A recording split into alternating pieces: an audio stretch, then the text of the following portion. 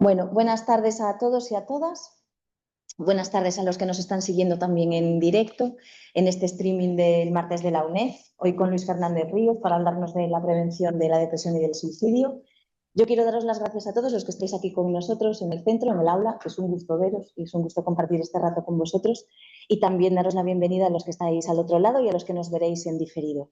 Yo quiero darle las gracias también a Luis porque es generoso por venir a compartir con nosotros en esta charla gratuita y accesible para el mayor público posible un tema tan importante y de salud pública como es la prevención de la depresión y el suicidio.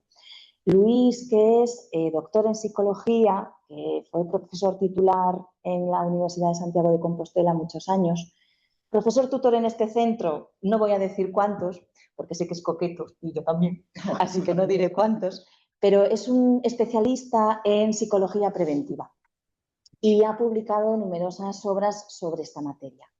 En un momento en el que la salud pública parece que se está poniendo en la agenda, en un momento en el que parece que desde distintas políticas públicas y desde distintas administraciones públicas este tema tan importante y tan complejo está en la agenda, pues nosotros, gracias a Luis y a su saber y a su capacidad de comunicación, queremos ayudar y queremos informar sobre todo y que todo el mundo, el mayor número de personas posibles, pueda tener claros factores de riesgo de depresión y de suicidio, que es un tema ciertamente complejo, y también estrategias de intervención testadas empíricamente, que tienen ciencia que las avalan, que a mí hoy en día eso me parece una cuestión importantísima.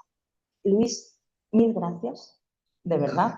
Gracias, de verdad, por colaborar con nosotros una vez más, por seguir haciendo UNED, por seguir divulgando y por seguir haciendo ciencia para todos, accesible y para todos.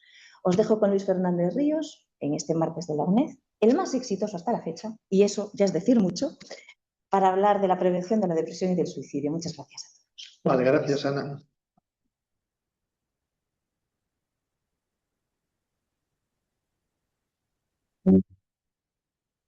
Vale, gracias a todos por venir, unos hasta aquí, otros por estar online.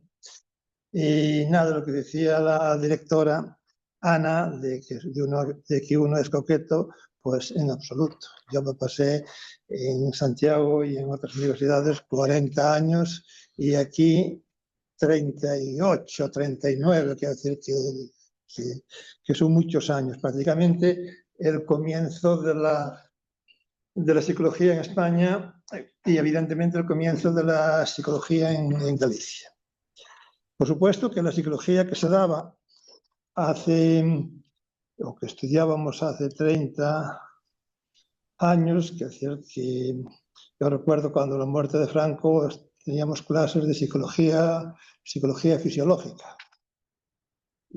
No hubo problema ninguno. Es decir, que os aseguro que en aquella clase había más libertad que hoy en día, porque cada uno pues, hizo lo que quiso y no pasó nada. Teníamos un profesor que era nieto de Valle Inclán y muy bien. Esto lo que quiero decir es que los años pasan. La psicología de entonces, en algunos aspectos, no tiene nada que ver con la actual. Y los estudiantes de psicología tampoco. Era otra mentalidad, era otra forma de estudiar, era otra forma de leer y sobre todo era otra forma de pensar. Yo les digo a los alumnos en la presencial siempre que para hablar o para diagnosticar una depresión no hace falta un cuestionario. La depresión se observa, se ve. Ves entrar a la persona por la puerta y ya prácticamente te haces una percepción social de que viene con el mundo encima. Viene arrastrando su sufrimiento por la tierra. Es como un depresivo, es un trozo de carne que sufre, realmente lo pasa muy mal. Todos los que estáis aquí presencialmente o los que estáis online, por toda esta tierra de que algunos todavía llaman a España, pues os apuntasteis a este curso por algún motivo, por algún interés personal, porque conocéis a alguien, porque tenéis algún familiar, porque ha tenido, hablado, tiene intención o ideación suicida, o sencillamente tiene una depresión o un momento de estilos depresógenos en su proceso de vivir. Digamos que este curso yo lo planifiqué de una forma, pensé que os enviaban el PowerPoint y me dijeron que no, porque tiene una serie de textos que bueno, en otros cursos que veamos posiblemente a final de año ya de extensión universitaria de la UNED, pues irán los textos ahí. Cuando digo textos me refiero a textos breves de autores clásicos, porque en la psicología y en la psiquiatría y en el diagnóstico clínico, tanto en psiquiatría como en psicología clínica, prácticamente lo único que tenemos de nuevo a esta altura del siglo XXI es la categorización de la sintomatología. Pero los procesos psicológicos de depresión, ansiedad, son sempiternos y continuos a lo largo de toda la historia del pensamiento occidental. Oriente es otra cosa. Oriente es otra cosa.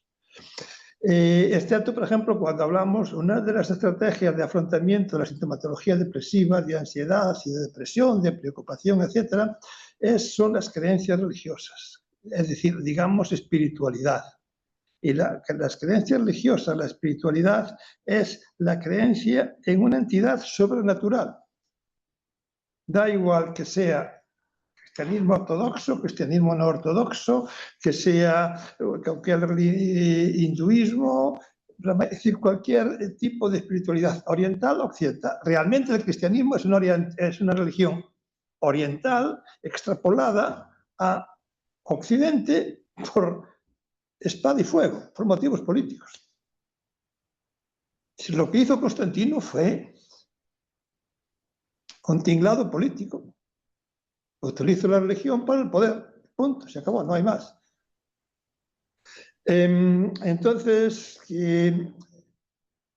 vamos a ser muy sencillitos, porque estos cursos también tienen, o esta charla también tiene un momento, una forma de aplicarla o de impartirla muy complicado. Porque entre vosotros hay gente, entre los que estáis aquí, no lo sé, entre los que estáis online, hay gente que ha estudiado psicología, hay otra gente que está haciendo el máster de psicología clínica o de psicología de la salud. Es muy variopinto. Entonces yo lo que voy a hacer es hablar para gente que no sabe nada. Porque los que saben, pues si yo digo, por ejemplo, lo veremos, la clasificación de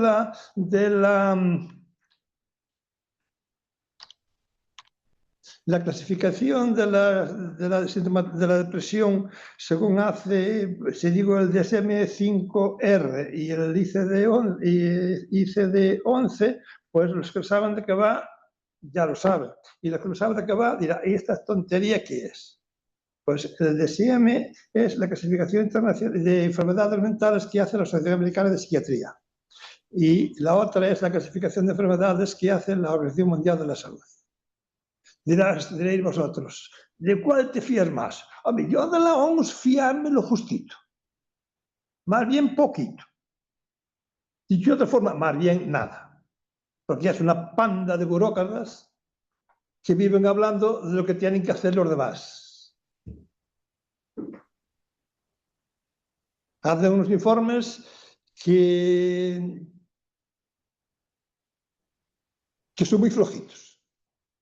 Parecen el Ministerio de Sanidad español. Unas cuestiones generales, la salud mental, sostenibilidad, cambio climático, y el cambio climático tiene la culpa de todo.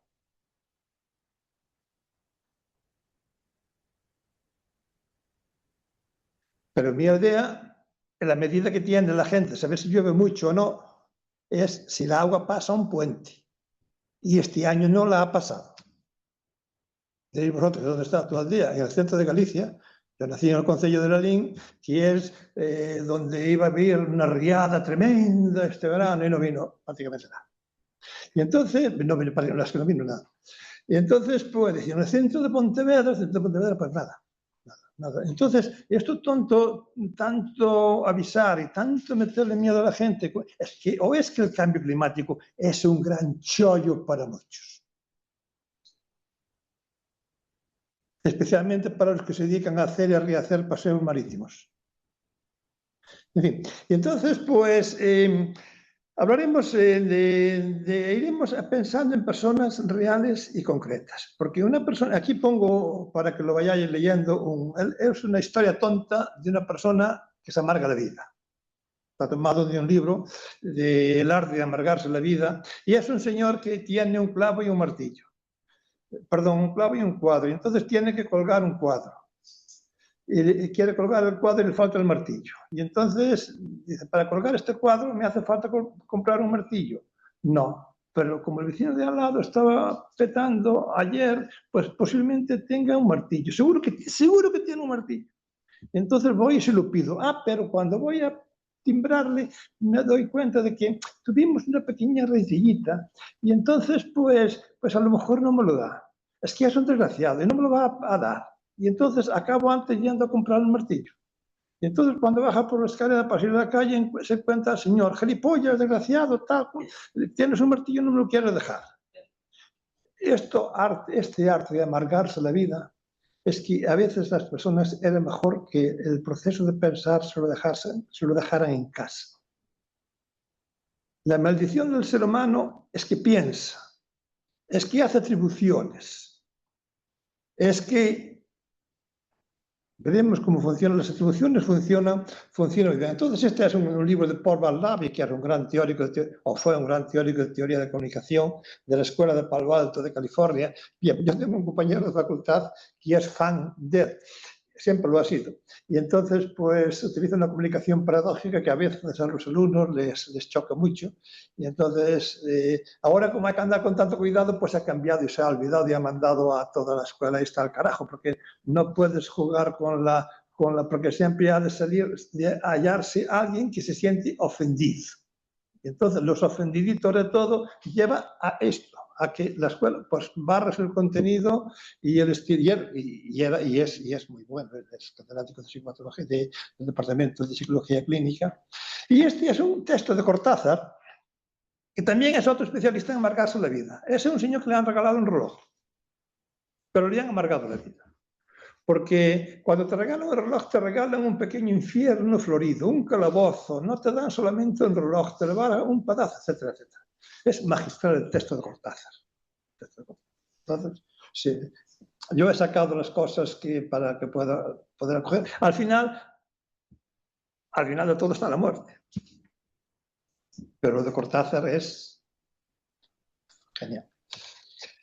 Y estos son los especialistas antes de escalera de inferencia de amargarse la vida. Voy diciendo esto porque veremos después que esto nos sirve para cuando digamos, la depresión tiene esta sintomatología. Esto es un señor que va a trabajar, cualquiera de vosotros. Y se encuentra, pone ahí, al inicio de la mañana de un día cualquiera, me encuentro y saludo al jefe de mi jefe. Pero entonces no me devuelve el saludo y entonces va pensando como el del martillo. Y esta rumiación es la maldición no tanto de los ansiosos, sino de los estilos atribucionales de las personas depresivas. Ven ustedes algo de la bibliografía.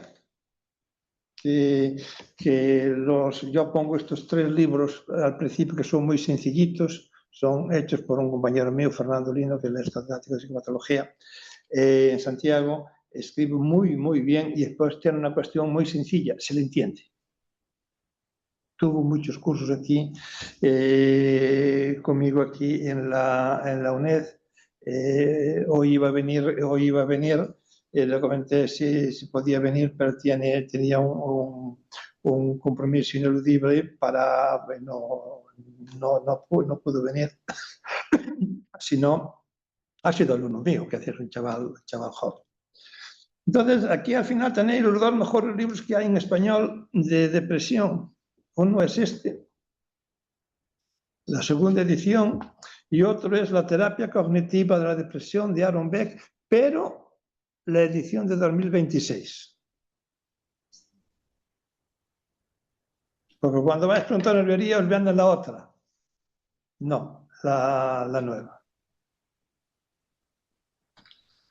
Y entonces vamos a ver cómo estamos. Me gustaría preguntaros, haceros una serie de cuestiones que las vais respondiendo mentalmente los que estáis aquí, los que estáis online.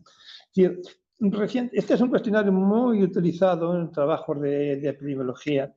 Si recientemente has sido capaz de concentrarte en lo que haces, mejor que de costumbre, igual que de costumbre, menos que de costumbre, mucho menos que de costumbre.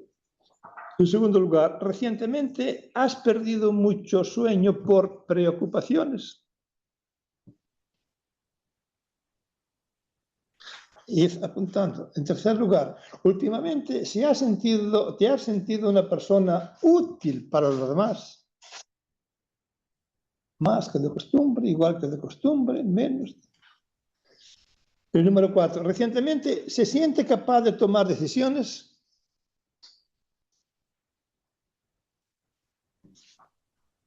El 5, en el último tiempo te has sentido constantemente bajo tensión o presión. En el último tiempo, el 6, has sentido que no puedes solucionar tus problemas. El 7, en el último tiempo, has podido disfrutar de la vida diaria. El 8, recientemente te has sentido capaz de enfrentar a los problemas. El 9, recientemente te has sentido triste o deprimido. El 10, recientemente has estado perdiendo confianza en ti mismo. El 11, has pensado que eres una persona que no vale para nada. El 12, ¿te has sentido razonablemente feliz considerando las circunstancias?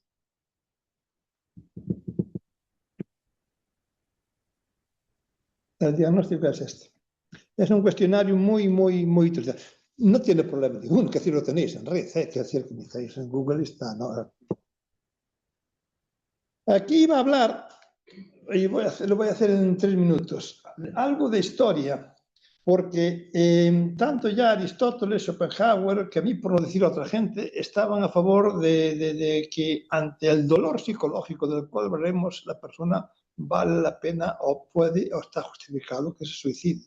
Por ejemplo, Kant pensaba diferente. Como necesitamos un criterio de validez universal, el suicidarse es un desprecio hacia los demás, es un renunciar al deber hacia los demás. Entonces esto es para ver que el dolor, como nos dice, y no he puesto el nombre de Miguel Hernández, que a veces el dolor es tanto que a los depresivos les duele hasta el aliento. Pero les duele hasta el aliento no de forma pasiva, como nos dice este autor, Martin Heidegger, sino de forma activa. Vivir el dolor de forma pasiva es absurdo y es como lo vive la persona depresiva que no sabe, que no suele o que no supera la situación. Y entonces el dolor psicológico es una experiencia de miedo, desesperación, duelo, de sentirse herido, que es común a todas las personas depresivas, sobre todo a todas las personas que se suicidan. Y el dolor social es el malestar provocado por la injusticia social, por las heridas sociales de las que habla también en el capítulo 86 del Conde de Montecristo. Porque las heridas morales, las heridas sociales, duelen porque no se manifiestan, se viven de forma invisible, se mueven y se manifiestan debajo de la piel. Y después la sociedad de hoy, que parece que vivimos en el final de los tiempos, y es mentira. Fijaros lo que decía Horacio, que muere en el año 8 a.C. Dice, nuestros padres, peores que nuestros abuelos, nos engendraron a nosotros todavía más malvados y pronto daremos una estirpe aún más viciosa. Quiero decir, eso de que parece que vivimos en el final de los tiempos es absolutamente mentira. Aquí tenemos otros autores, que aquí parece Salustio hablando de la guerra de Yugurta, que era un rey de los númidas, en fin, un señor que era enemigo de los romanos, pues terminó siendo, pero él pensaba, él iba a negociar al Senado romano y a Roma, y pensaba que en Roma todo se vendía y que en Roma todo estaba en venta. ¿Verdad que os suena esto del gobierno?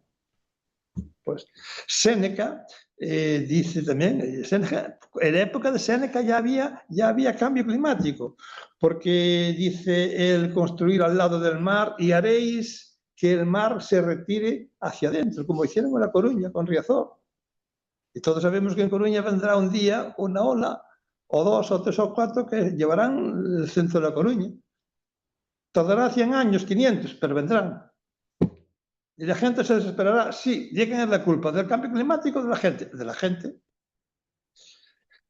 El ruido, Séneca vivía en una calle que llevaba al Foro Romano y también hablaba del griterío variado, del ajetreo, lo pone él en sus cartas que le escribe a un amigo suyo, Lucilio. Por eso, nada nuevo bajo el sol.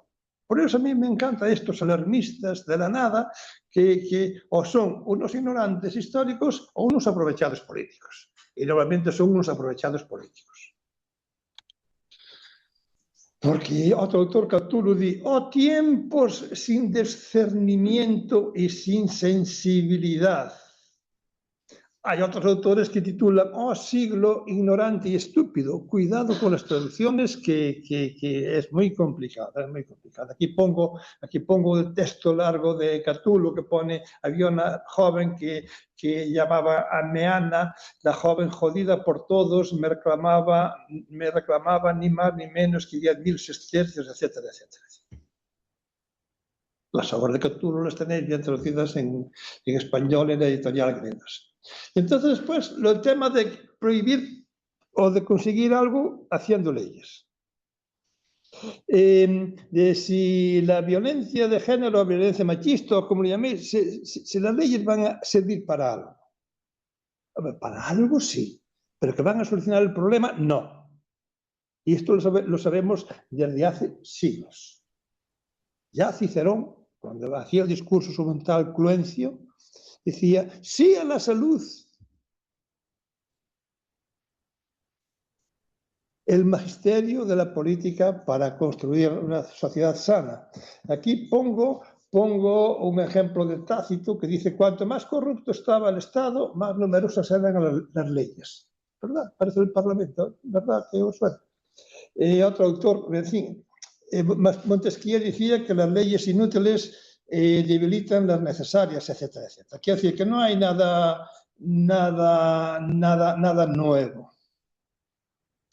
Entonces, ya en el año 1000 y en el año 2000 los miedos eran los mismos y las depresiones también.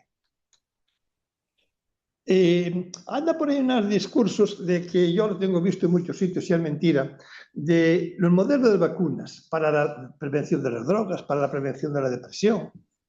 Y hay un autor, José Antonio Marina, que es un profesor de filosofía que escribe bien, que sacó un libro titulado La vacuna contra la insensatez, por no llamarle estupidez, pues lo dice él. Y entonces habla de que las vacunas y lo que vamos a decir hoy para él serían vacunas, pero es que es mentira. Es mentira. Como cuando en los libros o en los trabajos de prevención de las drogas ponen que el modelo es como, los programas de prevención son como las vacunas contra las drogas. Es mentira, es mentira. Es mentira y es falaz, y es engañar.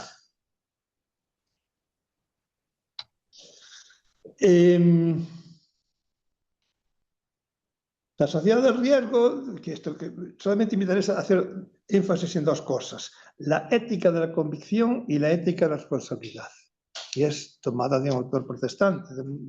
Y entonces, en España no existe, en la clase política no existe ninguna de las dos. Y los ciudadanos tampoco, que no somos mejor que los políticos. Y entonces, pues, sin responsabilidad individual es imposible la prevención de nada. El problema con las personas depresivas y con las que tienen ideación o intención suicida, pues el tema de la responsabilidad no funciona, porque la tienen carcomida. Un depresivo es una persona que piensa, pero siempre piensa mal. Mejor dicho, siempre piensa en contra de sí mismo. Y sin responsabilidad, porque para esto y para cualquiera, las implicaciones son gravísimas para la prevención. La persona es responsable de lo que hace y de las consecuencias de lo que hace. Cada uno de nosotros somos responsables de lo que hacemos y de las consecuencias. No es esto de que hago y lo otro lo socializo. Si hago lo que me da la gana con mi vida y si tengo un problema, lo socializo. No. Mira, jovencito, jovencita, tú eres responsable de tu vida y de las consecuencias. Por esto la teoría del empoderamiento es mentira. Porque mienten los que hablan de ella. Yo leí uno de los primeros trabajos que salió sobre la psicología del empoderamiento, que era de un autor americano en el año 73, Julian Rappaport. Siempre me recordaré. Entonces, el empoderamiento es: la persona tiene control sobre su proceso de vivir y sobre las consecuencias de sus conductas. Y la segunda parte se elimina. La persona tiene que tener control sobre su proceso, yo quiero tener control sobre, pero que los demás me ayuden. Los demás estamos dispuestos a ayudarte y te vamos a ayudar. Pero alguna vez tendrás que tomar las riendas de tu vida. Porque tu vida es tuya y naces con la posibilidad de vivir 1000 vidas distintas, pero real y verdaderamente te mueres habiendo vivido solamente una y muchas veces de forma equivocada. Entonces, el concepto de responsabilidad y rendición de cuentas ante uno mismo, y si fumas, te ayudaremos a dejar de fumar. No tiene nada que ver el fumar con la depresión, aunque hay muchas personas que tienen depresión, pues fuman. Pero te podemos ayudar a ayudar a dejar de fumar, pero al final eres tú quien deja de fumar. No, eres tú. Y yo tengo visto morir personas con un cigarrillo en la mano diciendo: me muero, pero no puedo dejarlo. Bueno,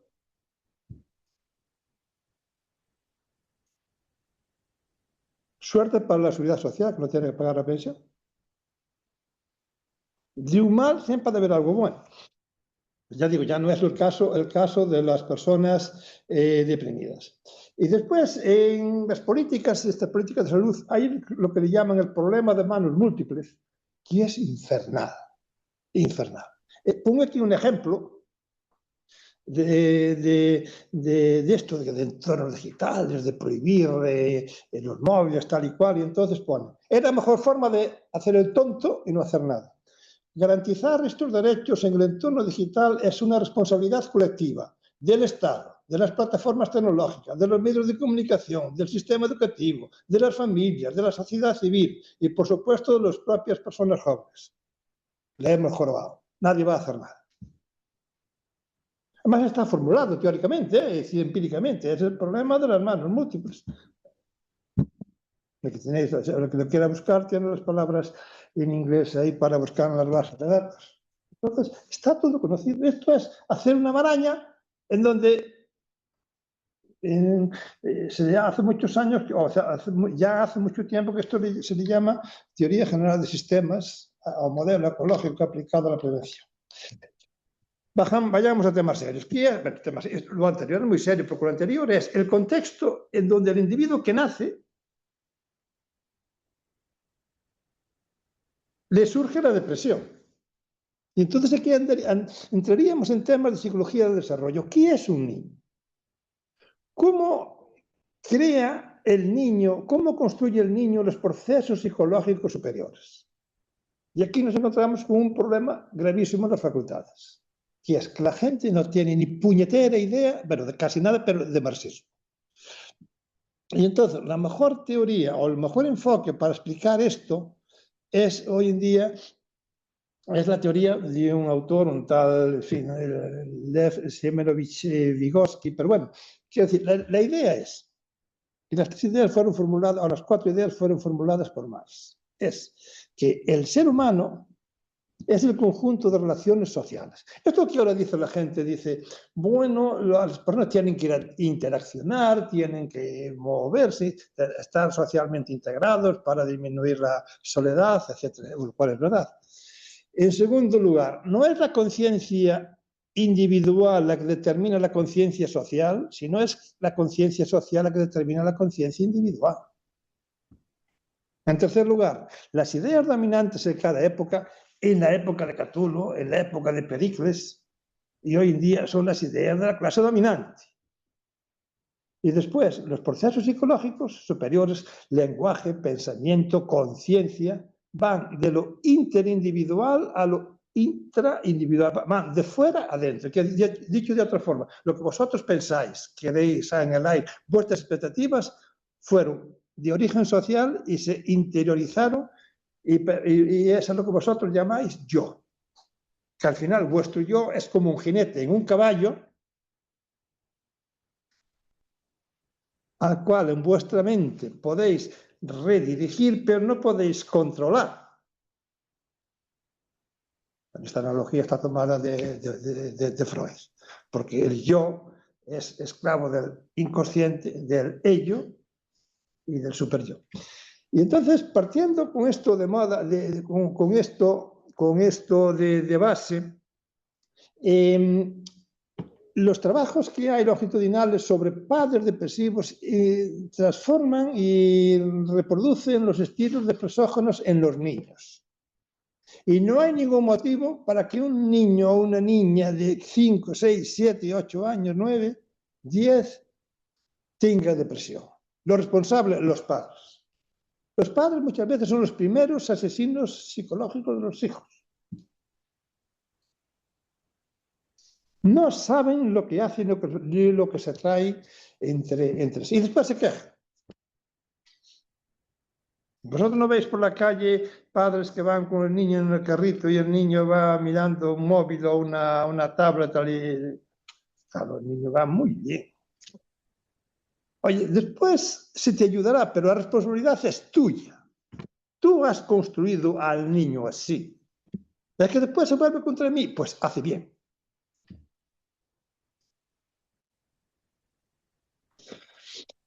Digo esto porque a ser deprimido también se aprende. Lo aprende la persona adulta con el arte de amargarse la vida. Y entonces cuando hablamos de depresión, aquí venían estas palabras que decía del CIE-11, del DSM-5, 5TR, bueno, esto a vosotros nos interesa.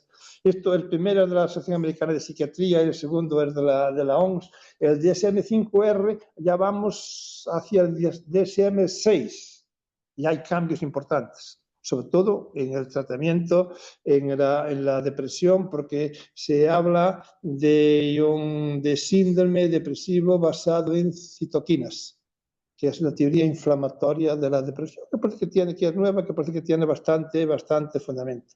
Esto, además de ser una clasificación, de la categorización de las personas, es un gran negocio editorial. Todo es dinero. Y farmacéutico. Porque cuanto más síntomas y más la gente se sienta mal, más pastillas va a tomar. Y la gente quiere que le den algo. Entonces ahora todo el mundo está triste por algo. Todo el mundo está...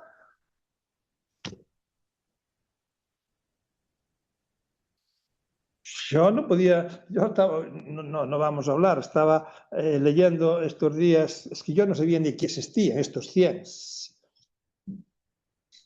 Es que la gente es tonta. Estos que se identifican con animales, que piensan que son osos. Esta gente que se aburre y no sabe qué hacer. Es que la gente a veces no está más tocada del ala porque no puede. O los otros que andan con una correa sin perrito. ¿Cómo se llama eso?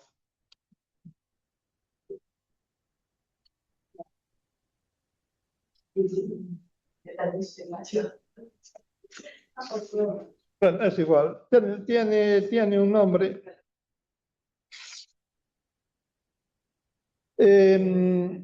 Hobby dogging.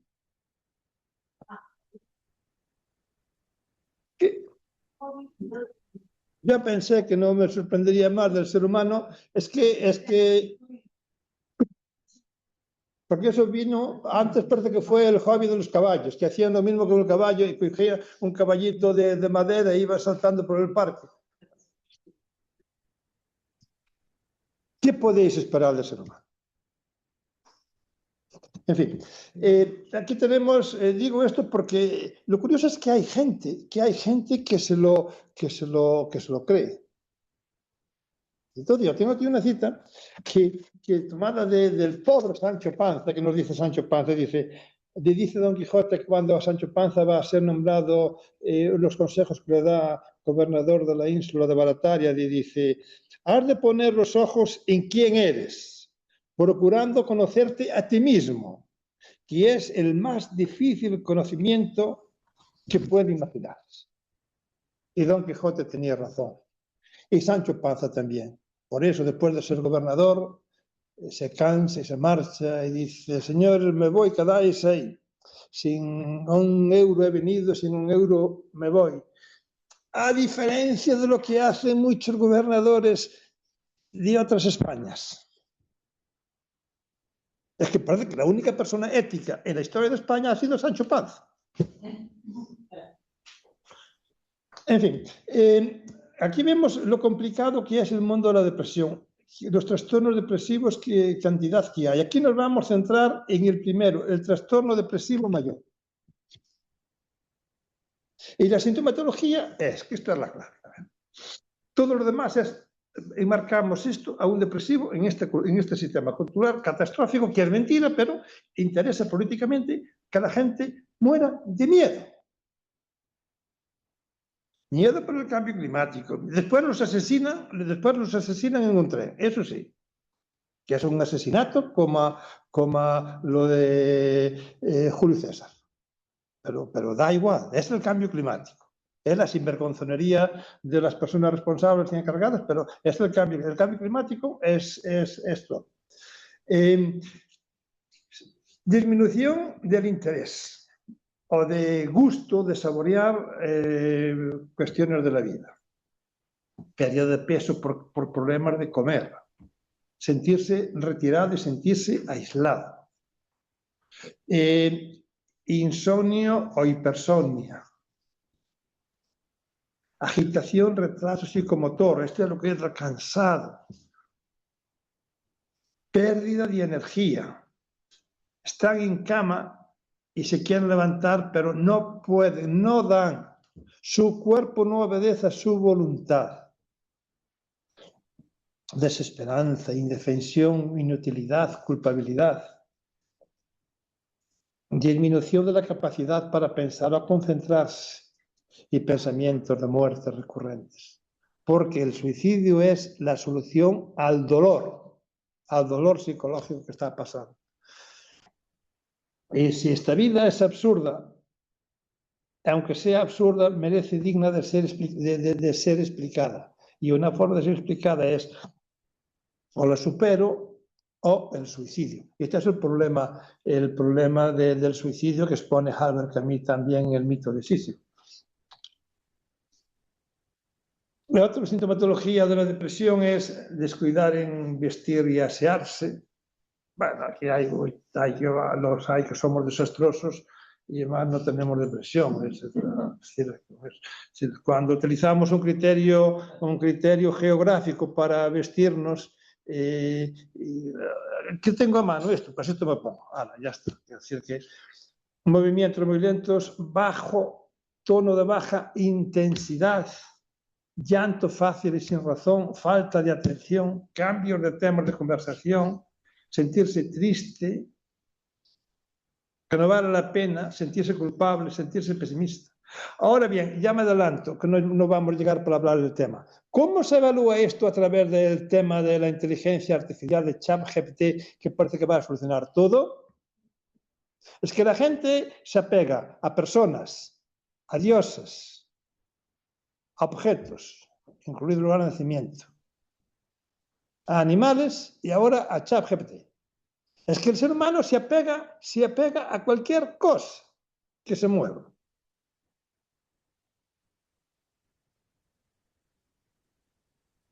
Yo no lo entiendo. Pero bueno, quiero decir que aquí seguimos con la sintomatología y esto es lo que decía antes, la teoría inflamatoria de la depresión. Por eso pongo hacia el DSM-3, perdón, 6, que saldrá alrededor del año 2027-2030, no lo sé. En la página web de la Asociación Americana de Psiquiatría no aparece nada aún referente a esto. Sí hay articulillos, lo que va diciendo, que es lo que sabemos. Lo que parece ser es que va a cambiar todo porque incluso va a tratar de unificarlo con la OMS algo, pero quien va a ganar es la Asociación de Psiquiatría Americana, no la OMS. Esta es una poquita bibliografía que hay en español y lo que se va a llamar es depresión asociada con citoquinas inflamatorias. Y ojo, digo, tengo que aprender a leer, porque fijaros, leéis aquí sobre una teoría sobre teoría inflamatoria en psiquiatría, etcétera, y pone abajo el autor.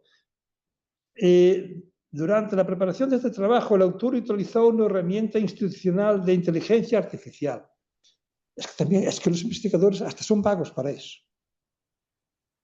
Es que vivimos en un mundo absolutamente inútil para todo. Un señor nos ha escrito 2 páginas, 10, 12. ¿Qué va a saber? Es decir, ¿entendéis el significado? Se tiene que utilizar inteligencia artificial para escribir 4 páginas. ¿Qué va a investigar? Y aquí tenemos el mundo subjetivo de la depresión, que esto está tomado de una revista, de un trabajo muy interesante, la revista esta de World Psychiatry, que es una revista que está en español, tiene versión en español. O sea, también tiene en chino, o sea, quien quiera leerla en chino también puede. Pero es una revista muy, muy buena, que saca, me parece que son 4 números al año, y en Google está abierta, pues claro, pagan las farmacéuticas, y en el último número, el primer número del año 2026 tiene un trabajo, me parece que es sobre la depresión perinatal muy, muy interesante. También la experiencia subjetiva. Entonces la idea es, ¿qué tiene en la mente un depresivo? Pues se siente abrumado, se siente incapaz de experiencias positivas, se siente atrapado en un cuerpo pesado que no da movido, se siente desapegado, no tiene propósito en la vida, no tiene esperanza existencial, un desajuste entre el pasado y el yo deprimido, veremos posteriormente, pierde el control sobre sus propios pensamientos y emociones, pierde capacidad de actuar en el mundo, se siente vacío, sueña con la muerte, tiene esta maldita tríada cognitiva, que se llama tríada cognitiva de Aaron Beck, que es el autor de este libro, que es otro libro, que es Ansiedad y Preocupación, que es otro libro, la última edición, y no hay más, porque el señor ha muerto, murió muy mayor. Ayudó a corregir esta edición, que salió a la original, la traducción salió el mes pasado en español. La tríada cognitiva es que el depresivo piensa que el pasado es inútil, el presente es un inútil y el futuro es inútil. Entonces, ¿qué me queda?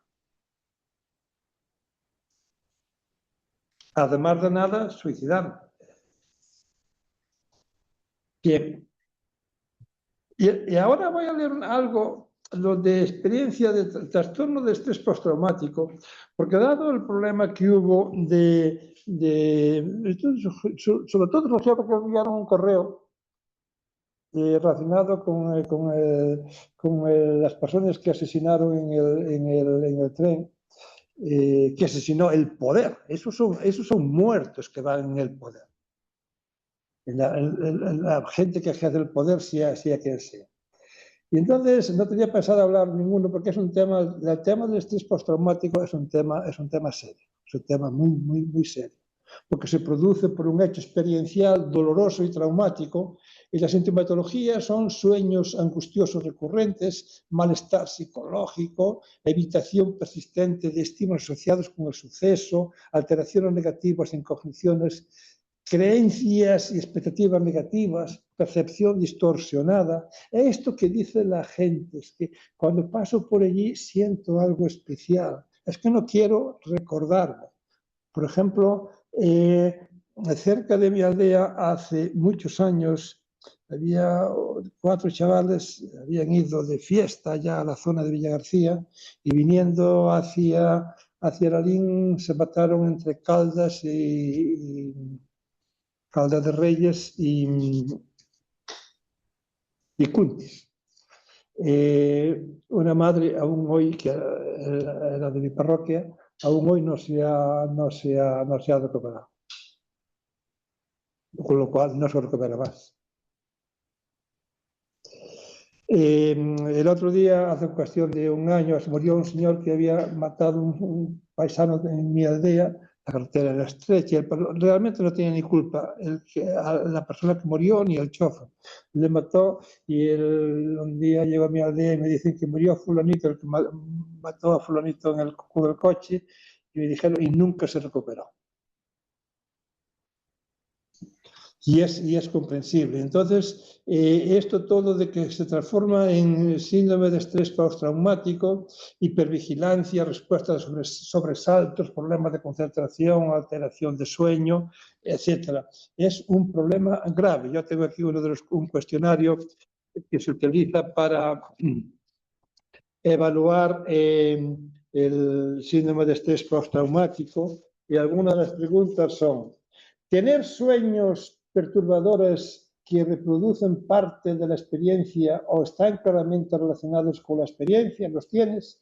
¿Tienes imágenes o recuerdos intensos que a veces vienen a tu mente, en los cuales sientes que la experiencia está ocurriendo de nuevo aquí y ahora?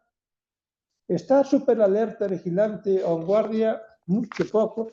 Daros cuenta que los cuestionarios son sacados de estos síntomas. No tiene nada de precaución. Aquí vamos ahora a ver cuestionario ya de evaluación de la depresión. Pasamos esto por alto.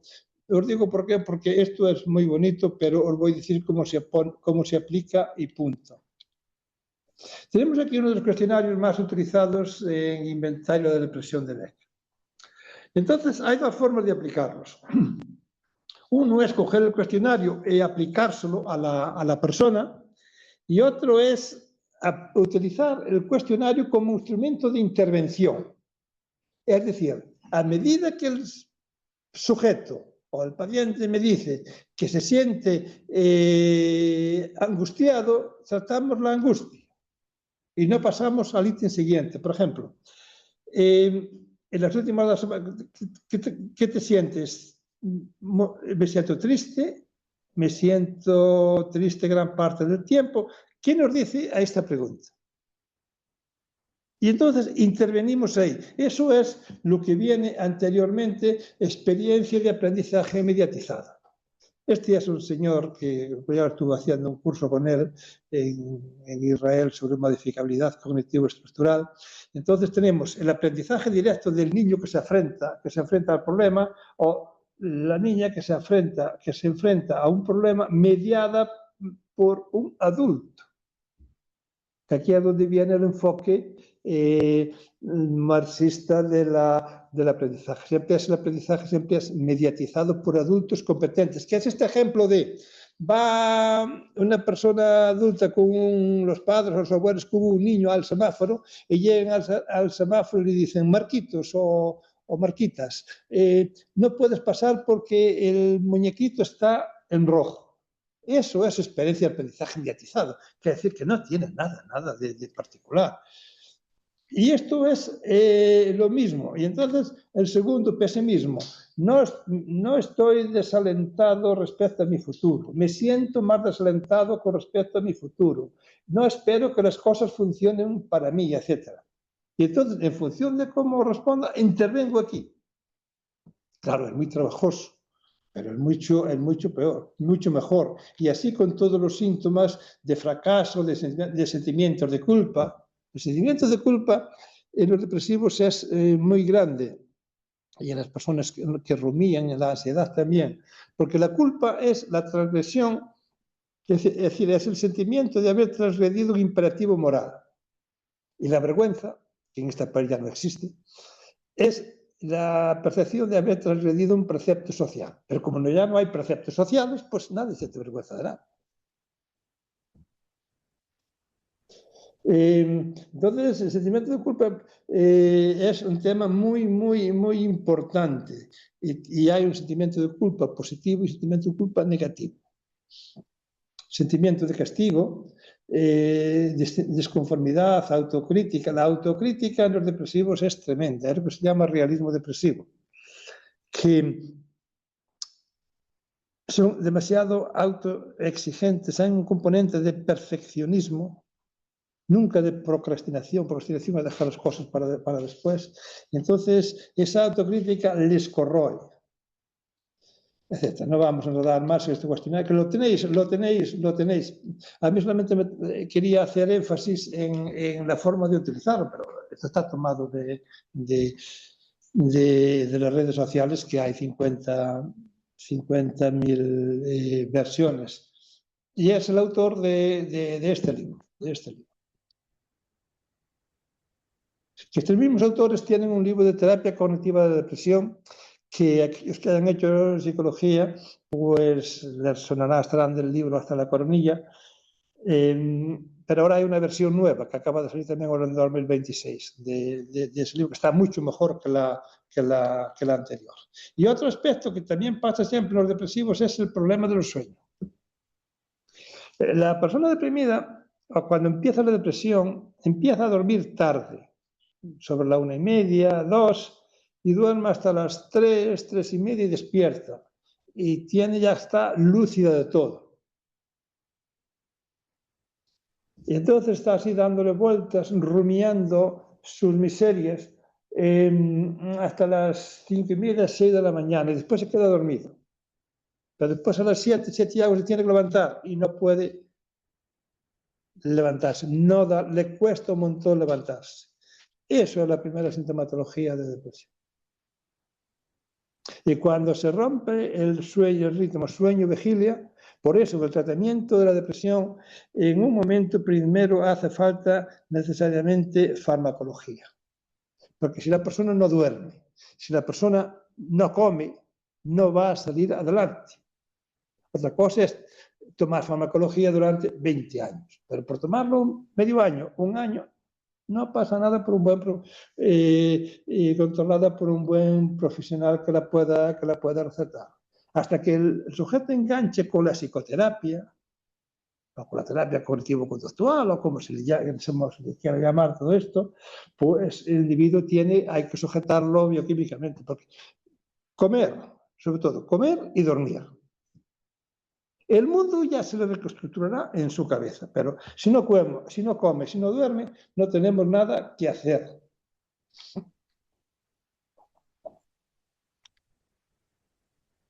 Y otro problema en los depresivos es la autoestima. La autoestima es la valoración que hace el individuo de su yo. Es la valoración que hace del autoconcepto. Y entonces, pues, me siento una persona valiosa para las otras, etcétera, etcétera. Ahora surgió una orientación nueva en unos autores americanos que también se deben de aburrir. Y entonces le dan mucha relevancia al concepto de importancia. Importancia es ser significativo. Es decir, yo soy importante para ti si soy significativo para ti. Y hay un grupo de autores que todo es sobre importancia. Bueno, pero es exactamente lo mismo. Y las estrategias de afrontamiento son formas en que las personas afrontan los problemas. Y aquí no tenemos ningún problema. Para nosotros, estrategias de afrontamiento y mecanismos de defensa es lo mismo. Ya está bien de decir, los mecanismos de defensa son psicoanálisis, son involuntarios, son inconscientes. Y las estrategias de afrontamiento son voluntarias y conscientes. Señor, a la persona que sublima sus conflictos, dedicándose, por ejemplo, a trabajar para ocultar sus miserias, eso es voluntario y consciente, y es un mecanismo de defensa según Freud. Porque nos digan los libros que es inconsciente e involuntario, pues pueden decirlo lo que quieran. Porque en las facultades de psicología hay un problema con el psicoanálisis, es que ha desaparecido. Y es un gravísimo error. Freud cometió muchos errores, pero también cometió muchísimos aciertos. El primer trabajo sobre depresión es un opúsculo de duelo, se llama Duelo y Melancolía, que me parece que es del año 2017, más o menos. Perdón, 2017.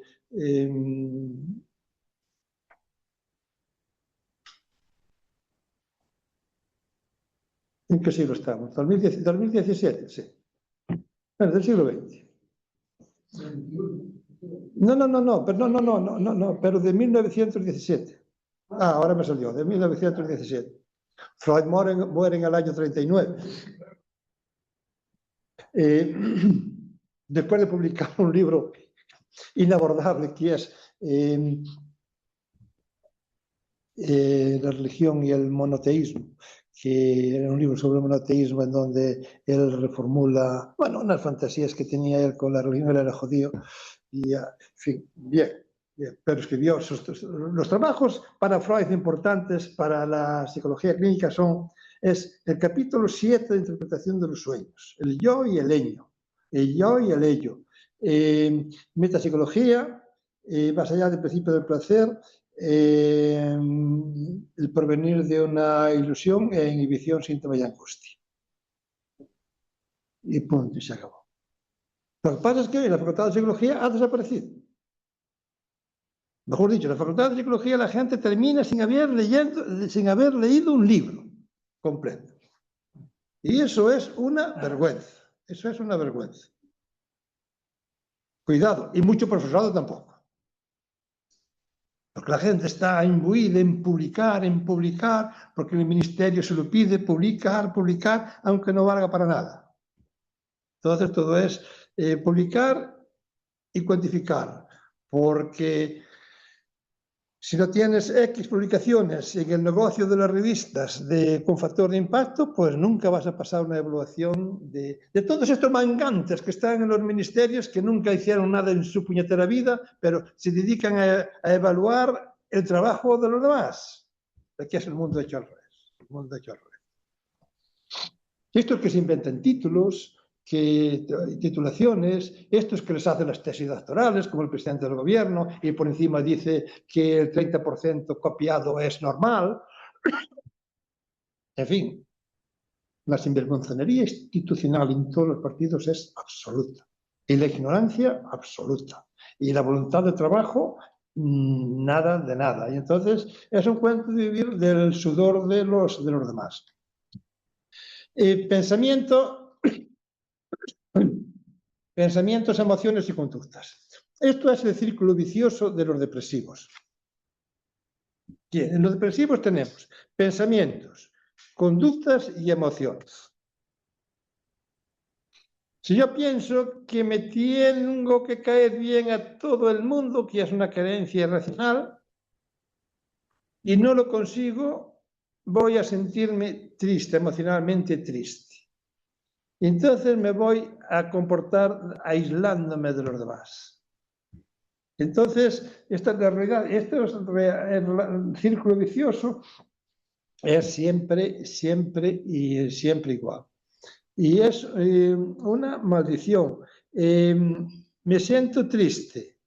me comporto de forma triste y entonces soy triste. Entonces, lo que dices es romper el círculo vicioso este. Bueno, esta es otra escala de depresión. Este es el tema de la rumiación. Rumiación es darle vueltas a las cosas. Y la rumiación es un problema gravísimo. Es un problema gravísimo. Es esta gente que está maquinando, que le está dando vueltas a la cabeza, que se amarga la vida y no consigue absolutamente nada. Aquí tenéis una escala de rumiación y no le vamos a dar más vueltas. Y esto es a lo que quería llegar también. Esa es la vinculación afectiva, lo que dije antes. Las personas se apegan a otras personas, a dioses, a objetos, a animales, a GPT. Entonces, a otras personas, pues no vamos a hablar. A dioses tenemos un apartado, pero ya lo decimos aquí, de seres sobrenaturales o dioses. La religión, las religiones, y en esto, por ejemplo, cometió un error garrafal de los peores que ha cometido Marx, cuando nos comenta en la introducción que hizo a la obra de Filosofía de Derecho de Hegel, diciendo que la religión es el opio del pueblo. Que no lo dijo en obra ninguna, sino la miseria material con la miseria real, etc. En ciertas culturas hindús puede ser algo de verdad, pero la religión nunca es miseria del pueblo, únicamente que se transforme en patología. La religión o creencia en un ser sobrenatural busca ayuda. Es la psicología de los secretos. Tú hablas con tu entidad sobrenatural, le cuentas, le pides que te ayuda y la esperanza de que te ayude, eso es positivo. Por eso es absurdo de todo esto tinglado que se montó esta panda del gobierno de hacer estos funerales laicos. Lo que le hicieron a los de la Dana. Que yo, un curso que tuve a final del año pasado, hablamos de esto. Después hay una persona que me envió una carta agradeciendo no sé qué, no sé cuánto. Muy bien, la persona, él decía que era cura. Vale, perfecto. No, pero yo no digo esto porque seas cura o porque sea creyente, sino porque la investigación y la lectura empírica de psicología así me lo dice. Es decir, ayudar a solucionar los problemas en colaboración con una entidad sobrenatural es positivo. Ahí están los rituales religiosos. Por eso, los rituales laicos, que son como esos crematorios mundanos que hacen en el Tíbet de la persona después que muere, ya el alma ya ha emigrado para el mito eterno de la reencarnación, entonces el cuerpo lo hay que subir a un alto, ponerlo encima de una piedra en un montículo y para trocearlo, cortarlo, para que los buitres lo coman porque ya no tiene valor absolutamente ninguno. Los paisanos, aquel que tiene una enfermedad, una enfermedad también, porque aquí tiene una desgracia, aquel que le han asesinado a sus seres queridos en un tren, lo que quiere es un ritual religioso que le dejen tranquilo. No quiere ver a los responsables delante, ni por nada. Lo que le van a crear es aumentar la sintomatología de estrés postraumático. Ahora que si el ritual es religioso, cada uno con su religión, que le da un sentimiento de trascendencia, puede esperar algún día a mi padre, a mi madre, a mi hijo, a mi hermana, lo volveré a ver. Y psicológicamente alivia y ayuda a superar. Eso es la religión como estrategia de afrontamiento. Sea el cristianismo, sea el catolicismo, sea el judaísmo o sea lo que sea. Otra cosa es que el judaísmo sirva de recurso para machacar a los palestinos en Cisjordania o en Gaza, que yo lo he visto. Entonces, en este sentido, todas las religiones son absolutamente iguales e idénticas. Y no sé por qué la psicología y la psiquiatría social tienen vergüenza para hablar de eso. Y eso lo ves en los funerales. Que la gente no va a hacer un ritual religioso por cuestiones sociales, sino para ayuda a ventilar, a superar el duelo. El problema del duelo, para que no se convierta en duelo complicado. Objetos, cosas materiales, el lugar donde se ha nacido, etcétera, etcétera. Esto lo vamos a pasar por alto porque esto es evidente y esto, por ejemplo, el de la morriña o saudade gallega o portuguesa, tal cual, eso es todo un cuento. Toda persona tiende a volver donde ha nacido, incluso mis perros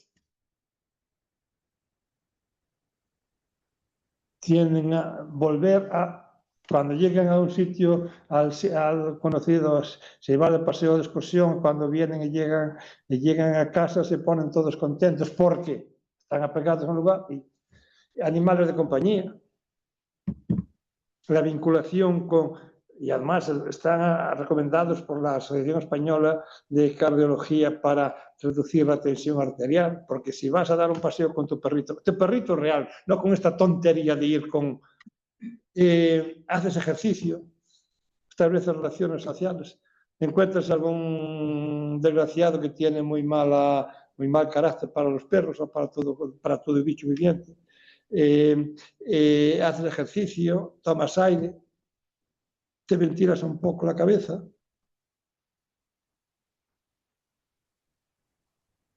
Y te sientes mejor. Tampoco hace falta hacer mucha investigación para que los animales de compañía son positivos para la salud. Inconveniente, que dan trabajo y sobre todo cuestan dinero porque hay que atenderlos. Como yo he aprendido más de los animales que de las personas, como yo he aprendido más acerca de cómo se cuidan los pequeñines, los animales, que las personas, porque la gatita o la perrita quiere cambiar a los cachorritos o a los gatitos de sitio y los coge en la boquita, no lo llevan en un carrito por ahí. Hemos visto un montón de veces a las perras coger los perritos pequeños por la boca porque los querían cambiar de sitio, van los ponen allí. ¿Qué le puedes pedir a la perra que pueda ser útil para el ser humano? Pues todo, absolutamente todo. Entre el ser humano y la perrita, ¿con quién te quedas? Con la perra. Porque te inspira confianza, no te es rencorosa. Te está siempre mirando a los ojos y está siempre a tu lado, pero por lo menos sabes qué piensa, sabes que no te va a traicionar, ni te va a robar.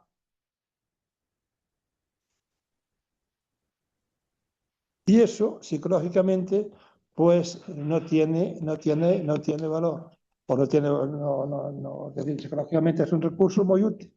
Por ejemplo, yo tengo uno de los perros, es un labrador, que está a las 24 horas, o está durmiendo o está mirando para ti. Vas a coger un folio, viene contigo. Vas a coger un bolígrafo, viene contigo. Vas a coger unas gafas, viene contigo. Dice, a veces dice, mira, pues aparta un poquito, va hasta allí y dentro de 10 segundos ya está aquí otra vez. Y eso con todos. Y entonces, pues sobre todo en no ser rencorosos, un día le riñes y a un momento le riñes y queda triste y después le acaricias y le dices perdona, tal, y ya se acabó todo. Y los seres humanos no. Pues entre la psicología de un perro y la psicología de un ser humano, yo me quedo con la psicología de los perros. Pero yo lo he visto desde pequeñito en mi aldea. Yo he visto cómo las vacas cuidaban a los terneros y he aprendido más el fenómeno de vinculación. De hecho, fue el tema sobre el cual hice la memoria de la licenciatura en aquellos años sobre psicología animal y siempre me quedó grabado y me queda grabado. Entonces, es lo que algunos autores llamaron modelo animal del comportamiento humano. Y eso todo de vinculación de los hijos a los padres, que tanto estudiaron también en los kibutzim judíos, de la vinculación de los niños con las madres o los cuidadores, las metapeletas, etc., pues eso es conocido de todo. Pero hay un autor gallego que trajo esto a España antes de que vinieran las investigaciones de la Universidad de Minnesota, de la pego en macacos, que es Juan Rof Carballo, un psiquiatra de Lugo, olvidado en Galicia, de lo mejor que hubo en medicina psicosomática a nivel de Gregorio Marañón. ¿A alguien vos suena el nombre de Rof Carballo? No. Es que en este país no se desprecia más el mérito y la repugnancia, perdón, el mérito y el trabajo de otras personas que en este país. Es que en este país se presenta a una cata de literatura Miguel de Cervantes y le suspenden. Porque no tiene un cursito de gallego o de catalán o de vasco y le suspenden. Se suspendieron a don Santiago Ramón y Cajal, a una cátedra de anatomía. ¿Diréis vosotros? Sí, pues sí, así por el morro, lo cuenta él en la historia de su vida. Y entonces, pues, etc. Y la gente se apega a ChatGPT. Incomprensible. Otros se apegan a la cordelita del perro y otros a vestirse de leones. Vosotros me diréis que el señor humano no tenía razón Jean-Paul Sartre cuando al final del Ser a Nada nos dice que el ser humano es una pasión inútil. En fin. Después veremos, no nos da tiempo, pero ya lo digo ahora, utilizar a ChatGPT como recurso terapéutico. A ver. Sí, pero si vosotros decís, ¿tú qué piensas? Que no. Que yo leí ayer un trabajo que va a ser ahora en el mes que viene, el pay-per-view lo tenían abierto, sobre la intervención psicológica a través de la inteligencia artificial. Y cuentan unas cosas que yo no sé si son verdad, si son mentiras, pero hablaré con gente buena de informática que hay aquí en Coruña, pero que se puede averiguar el humor, la emoción. Bueno, pues decir que me diga a mí ChatGPT con la inteligencia artificial cómo puede averiguar las modalidades lingüísticas gallegas de disque, seica, artranca, malo será. A ver, ChatGPT, es decir, a ver, averíguame, mídeme el disque, a ver, mídeme el seica. Seica fulanito, lle tocou a lotería. A ver, averíguame. ¿Qué quiero decir con esto? ¿Qué pensáis? ¿Que lo vas a saber? Sí. Te va a dar una respuesta. Y te va a decir, pues si esto no, pincha aquí para tenerte enganchado. Porque yo le pregunté, Luis es gilipollas. Y entonces me dice, no sé qué, no te pongas así, no, hay que valorar no sé qué, y si no estás de acuerdo con la respuesta, pincha aquí. Y te va conduciendo, llevando como corderito a donde ella te da la gana. Que la gente sea un poco más inteligente. Si es algo programado y limitado, pues no te va a solucionar los problemas. Si quieres hablar con ChatGPT, pues habla. También puedes hablar con una estatua. También Diógenes de Sinope, aquel cínico griego, estaba en ágora pública pidiéndole limosna a una estatua, y pasa por allí un amigo y dice, oye Diógenes, ¿qué haces? Y era un cínico, un filósofo cínico, y dice, hombre, estoy pidiendo limosna a esta estatua, es decir, estoy aprendiendo a fracasar. Y entonces, pues, la opinión mía acerca de ChatGPT como recurso terapéutico es decir no. Porque tiene unos efectos negativos, que es que refuerza creencias irracionales. Hay gente que le da en problemas psicóticos. Otra cosa distinta es que tenga que haber más unidades de salud mental con más profesionales que los hay muy buenos y que se gasten el dinero ahí y no lo roben, ni lo metan en amiguetes, ni lo metan en cenas, ni lo metan en asesores que no sirven para nada. Si dinero hay. Pero lo que no puede ser una persona depresiva es ir a una consulta y que vuelva dentro de 6 meses. Está claro en que hay que gastar el dinero. La psicología de la pérdida, es decir, la pérdida me refiero a pérdidas afectivas, tomarse en serio las pérdidas, y siempre está el sentido de espiritualidad. Y entonces después el tema de las emociones está el tema de la desregulación emocional, y esto de imágenes mentales y depresión, y yo quería llegar, el tema de la quería llegar, bueno, aquí es que lo positivo lleva a lo positivo, es un final. Esto es lo mismo del principio. Esto es la intencionalidad suicida, que es la evaluación de la intencionalidad suicida, que esto lo tenéis en red. Lo que quería llegar yo era los estilos atribucionales. Es decir, si uno, ¿cómo funciona? Por ejemplo, soy un alumno que suspende matemáticas, lo cual en mí era bastante frecuente. Puedo pensar, suspendo matemáticas porque soy un burro. Atribución centrada en la habilidad. Es decir, no puedo estudiar matemáticas porque soy burro. Si suspendo matemáticas, atribución interna. Si suspendo matemáticas porque soy un burro, aunque estudie para aprobar ciencias sociales, los voy a suspender igual, porque continúo siendo burro. Y entonces, si soy burro para ciencias sociales y para matemáticas, soy burro para todo. Entonces no estudio y suspendo todo.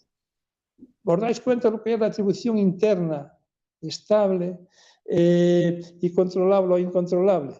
Y la mejor forma de razonamiento es tener un lugar de control, depende, externo, que es decir, si suspendo matemáticas es porque no he estudiado, porque soy un vago, carencia de esfuerzo. Eso es inestable, porque si me esfuerzo puedo aprobar. Y eso es controlable, porque depende de mí. ¿Me entendéis los razonamientos? Una vez más, nosotros somos responsables de nuestros propios comportamientos. Y esto nos lleva al estilo optimista y pesimista, el estilo depresógeno, que es maldito en los depresivos. El estilo depresógeno es lo siguiente: a mí me acontece algo positivo y tengo un estilo depresógeno y razono. Que me pasara esto positivo es circunstancial, ha sido una casualidad, porque a mí normalmente todo me sale mal. Estamos.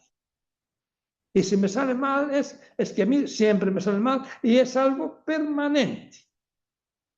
Y entonces lo positivo para los depresivos es permanente y se le pasa siempre. Y esto que está aquí así de complicado es sencillito.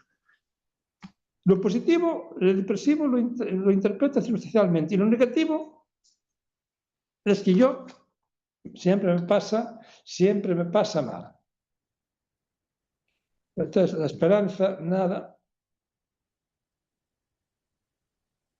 Vamos a ver algo ahora de las teorías de la depresión en el tiempo que nos queda. Esta es una persona con un ovarro encima, que tiene unos esquemas cognitivos. Aquí en este negro tiene unos esquemas cognitivos. Y el esquema cognitivo tiene una estructura, que es como unas gafas o un tubo que me hace procesar la información de una forma. Y entonces, si la información es negativa y tengo un esquema negativo, la voy a interpretar, a mí todo me sale mal, en vez de interpretarla circunstancialmente. Y otra perspectiva para interpretar la depresión es la teoría negativa de Beck, que nos dice que, lo dije ya, que decir, la persona es deprimida porque tiene un concepto negativo de sí mismo, de su pasado y de su futuro. Bien. Esta es higiene del sueño, que ya lo sabéis. Esto es el tema de si los medios de comunicación, de si el suicidio es contagioso. Sí. Y la violencia de género también. Por eso, cuando dicen la violencia de género, que me parece que van ya 6 asesinatos de mujeres este año, es que la estadística no va a fallar. La estadística va a ser igual que más o menos como la del año pasado, la del año anterior y la del año que viene y la del año después. Porque la mente de las personas no funciona como piensan los que legislan. Piensan que legislando se va a solucionar la mente de la gente, y la mente de la gente no se soluciona con leyes. Tal vez no sepamos tampoco cómo hacerlo.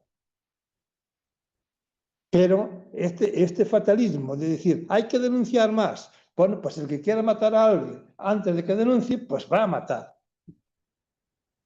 Y después se va a matar él. Y la gente dirá, bueno, pues, ¿por qué no hace lo contrario? Porque la mente del ser humano es así y no es de otra forma. Y mientras no nos metamos en la cabeza de las personas que asesinan, que matan, pues no vamos a conseguir nada. Dar 6 meses y medio. ¿Cuánto da al final de año? Entre 35 y 40. ¿Hemos solucionado algo con la ley? No. ¿Que hay que intentar legislar? Sí. Estamos en una situación muy paradójica, muy paradójica. Que el suicidio también influye, las campañas de suicidio influyen en que las personas se suiciden, sí. Porque entre 35 a 40 millones de personas siempre ha de haber 50, 100 personas que la información le dispara para hacerlo. ¿Perdón? Sí, habría entonces lo que denominan efecto llamada. En ese sentido. Esto sí es lo mismo. Es decir, el efecto contagio es el efecto llamada. Que hacía efecto llamada en el sentido de que al hablar de hay personas que se dispara. Es un tema que está sumamente conocido. Y entonces aquí tratan de hacer lo que se debe de hacer, lo que no se debe de hacer. Esto está tomado de la Asociación Americana de Psicología. El contagio del suicidio que está aquí, por ejemplo, la obra de Joven Werther, el efecto Werther, que lo sabemos, pero quería llegar aquí, la memoria y la depresión. La memoria y la depresión es que los depresivos aprenden a recordar la información negativa siempre.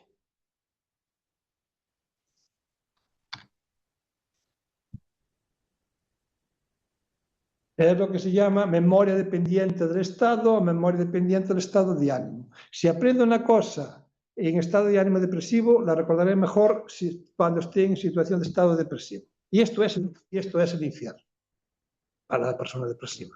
Hasta que conseguimos que rompa ese ciclo. Y memoria dependiente del estado es aquel que bebe y aprende una cosa estando borracho, pues la recuerda mejor cuando está borracho otra vez. ¿Qué es esto del bar? De que cuando la gente habla en el bar, yo tuve un hermano que tenía un bar y entonces yo de esto lo aprendí desde muy pequeñito, sin saber nada de psicología. Las memorias flashback, la memoria lúcida, eso en los síndrome de estrés postraumático. Esta es la imaginería mental. Es decir, las imágenes mentales, las representaciones mentales sin objeto. Y entonces esto es una representación mental de una persona no diagnosticada con depresión. Y aquí tiene un regalo, un sobre rechazado, aquí tiene, ¿no? Aquí tiene. Y la persona depresiva tiene esta imagen mental.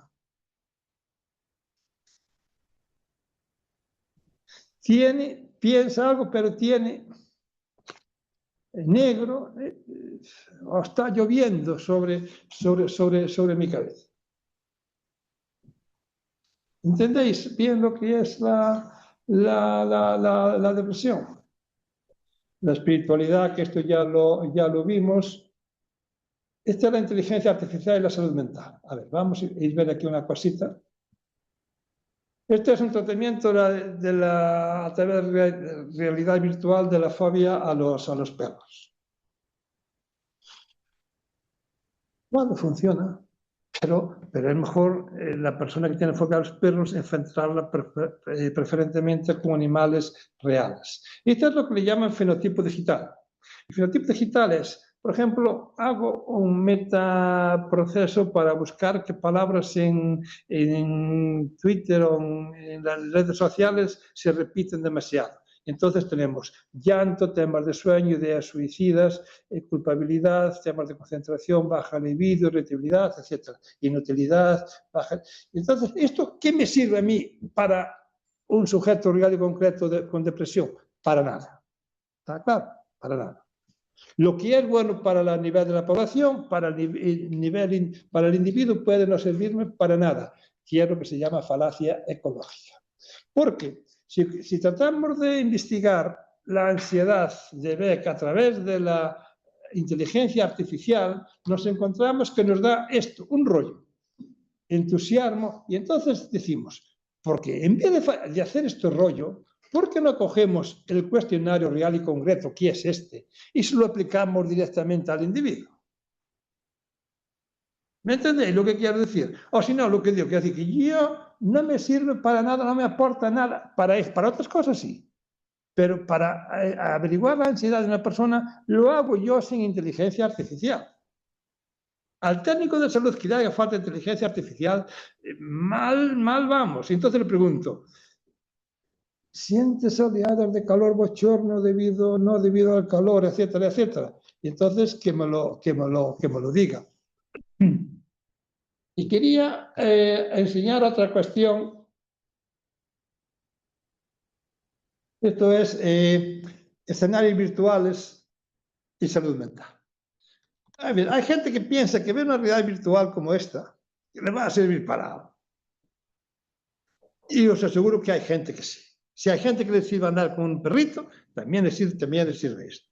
¿Quién es muy pobre? Pues, y esto se lo enseño a la gente de mi aldea, se lo he enseñado de hecho, y se carcajea. Vaya tontería. Y tienen toda la razón. Y estos están de paseo, por un parte. Pero hay otra cosa más importante, que es cómo se trata de la realidad virtual, la depresión.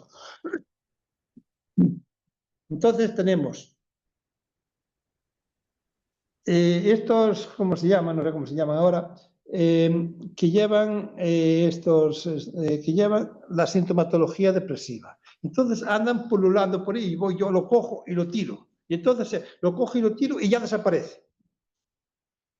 Ojalá fuera tan fácil. Ojalá.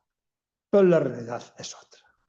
Fiaros de un técnico de salud mental, de las unidades de salud mental, que las hay públicas o privadas, que las hay y muy buenos profesionales. Y el cara a cara. Y olvidarse de estas cositas. ¿Que estas cositas hay gente que le funcionan? Pues sí. Si hay gente que le funciona abrazándose a un árbol, la terraterapia, abrazándose a un árbol y pensando que le chupa de la tierra la energía que chupa el árbol a un roble, por ejemplo, y se siente mejor. Bueno, hay gente para todo. Hay gente. ¿Qué? Pues vale, perfecto. No. Si aquí la gente es libre para hacer lo que quiera, pero por lo menos que no se lo diga a nadie. Y entonces, esto es algo de las cosas que, esto es para tratar una fobia a las, ¿esto qué es? Eso iba a decir yo, pero como hay gente que a las salamandras le causa, que la miña aldea llaman yerronchas, le tiene ya pánico con el nombre. Hay gente, yo me encontré con gente que piensa que no son venenosos. Y la gente les utilizaba para envenenar espigas de maíz para matar el jabalí. Si la gente le tiene que arreglar la vida como puede. Y lo hace. ¿Y hacen bien? Sí, si no, no darían sobrevivido. Y entonces, pues, el cambio climático, la solastalgia, yo entiendo que un señor una persona tenga solastalgia, se le arde la casa, se le muere una persona, se le arde la granja. Pero eso de ver arder el monte y que sienten nostalgia por algo perdido. No te preocupes, dentro de un mes vas por allí y la gente dice, ¡ay, qué bonito está! ¡Qué verde! Esa película de ¡qué verde era mi valle! Yo lo tengo escuchado muchísimas veces. Yo recuerdo cuando el quemar el monte se utilizaba como recurso para crear pasto para las vacas. Había los montes que le llamaban montes comunales, eran de mi vida. que era un organismo público, no sé, dependiente del gobierno central, y entonces ponían pinos ahora y dentro de 3 años la gente los quemaba. Porque le hacía falta pasto, hierba para las vacas. Lo volvía a poner, la gente lo volvía a plantar, lo volvía a quemar, hasta que al final decidieron, con buen juicio, darle a los paisanos las tierras. Son los montes comunales de hoy en día. E hicieron bien, es decir, utilizar el fuego como recurso. Otros que la ecoansiedad. La ecoansiedad, es decir, el miedo por la ansiedad climática, bien, hay relación entre clima y depresión. A partir de los 23 grados por cada grado que aumenta el riesgo de depresión. Bueno, si hacemos un trabajo epidemiológico daría otra cosa. En fin, y entonces me interesa ahora indicaros en donde los esquemas que hacen los superinvestigadores de los eventos de calor extremo, ¿dónde colocan los temas de salud mental? Mira, los colocan aquí al medio. Salud mental, estrés postraumático, creación de estrés agudo, depresión y ansiedad. Y otros modelos los ponen al final.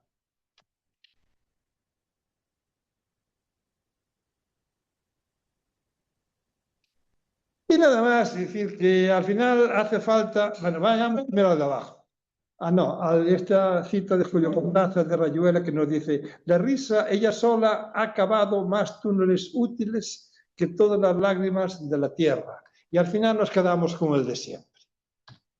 Que en todo en la vida, incluido la depresión, la ansiedad, se le dará tiempo al tiempo, que suele dar dulce salida a muchas amargas dificultades. Pone don Miguel de Cervantes en la Gitanilla. Bien, con esto nada, agradeceros vuestra presencia. Si alguien quiere esto, que me mande un correo que yo se lo envío, sin problema ninguno. Esto realmente era para compartir. O si alguno de vosotros tiene aquí un pincho, lo puede copiar. Y si alguno de los que está online lo quiere, me enviáis un correo que no sé cómo se pone aquí el chat, que tengo un ordenador que no tiene el chat, pero no sé dónde lo tiene. Mi correo es, son dos, es luis.fernandez@usc.es o luis.fernandez@.gal.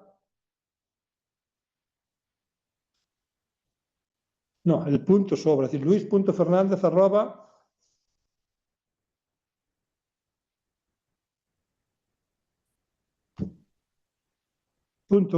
No, eso no es un correo. ¿Sí? El nombre. Sí, luis.fernandez@usc.gal. Es lo que me faltaba decir. Es decir, luis.fernandez@usc.gal. O también lfernandez@a-coruna.net. Efectivamente, net.es. Entonces yo lo remito sin problema absolutamente ninguno. Nada, con esto gracias por estar ahí. He intentado no dramatizar demasiado, pero la opinión es que la situación de la depresión sí tiene salida, sí se supera. Si cada día en este país miles de personas superan, podéis saber que tiene que salir, supera la sintomatología depresiva sin problema ninguno, afortunadamente. Daros cuenta que la depresión está entre un 10 y un 11-12% de la población, de prevalencia. Prevalencia es el número de casos totales de una enfermedad. E incidencia es el número de casos nuevos que hay, por ejemplo, esta enfermedad, esta semana. Y se sale adelante. Y pocas cosas hay más gratificantes para un técnico de salud mental que ver que una persona que está hundida en un pozo sin fondo, de allí a medio año o un año como máximo, pues la sientes o la ves y percibes que anda sola y camina por este mundo tan complicado, o no lo sé. El único problema es que estas personas siempre están en prevención por si vuelven a recaer. Y eso no es malo, eso es bueno. Y la depresión no la tiene una persona que tiene unas características especiales, sino que esas características especiales pueden surgir en cualquiera de nosotros. Nada, gracias por todo. Si alguien quiere esto, o que envíe un correo aquí al centro de la UNED y yo se lo remito para que os llegue.